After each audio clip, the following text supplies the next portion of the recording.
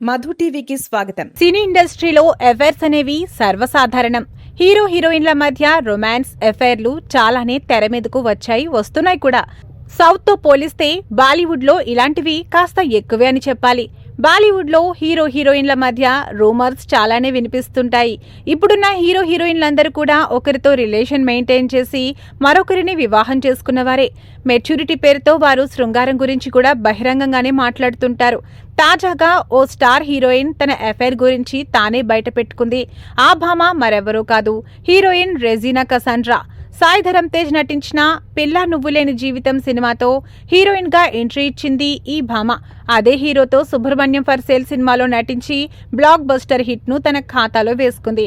ఆ తర్వాత పలువురు యంగ్ హీరోల సరసన నటించి మంచి గుర్తింపు దక్కించుకుంది. అయితే ఈ సినిమాలేవి కూడా రెజీనా కెరీర్ కు ఉపయోగపడలేదు.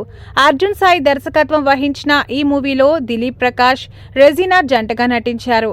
అయితే దీనిని హార్న్ బిల్ పిక్చర్స్ బ్యానర్ పై సురేష్ పాటిల్ నిర్మించారు. సెప్టెంబర్ 13న గ్రాండ్ గా థియేటర్స్ లో విడుదలైంది. ఈ సినిమా ప్రమోషన్స్ లో భాగంగా రెజీనా తన వ్యక్తిగత జీవితం గురించి చెప్పుకొచ్చింది. అందరి జీవితాల్లో మాదిరిగా తన లైఫ్ లో కూడా బ్రేకప్స్ జరిగాయని తెలిపింది. నేను నా వ్యక్తిగత జీవితాన్ని దాచిపెట్టను. నిజమే, గతంలో చాలా మందితో రిలేషన్ లో ఉన్నానని ఓపెన్ అయింది. ఒక రకంగా చెప్పాలంటే నేను సీరియల్ డేటర్ని అని ఈ భామ తెలిపింది. కానీ ప్రస్తుతం సింగిల్ గానే ఉన్నానని చెప్పుకొచ్చింది.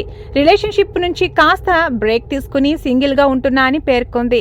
నేను ఇలా ఓపెన్ గా మాట్లాడటం వల్ల చాలా విమర్శలు వస్తున్నాయి, కానీ నా పర్సనల్ లైఫ్ ని దాచిపెట్టడం ఇష్టం లేదు అని రెజీనా పేర్కొంది.